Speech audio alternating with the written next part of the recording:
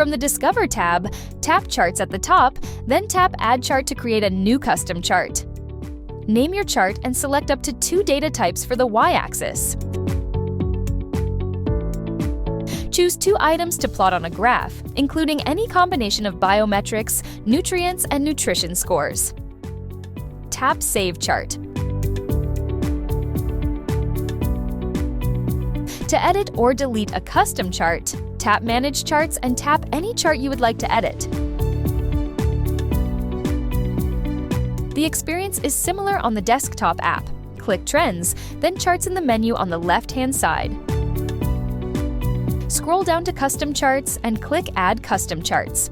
Edit the chart settings using the drop-down menus. Click Save Chart.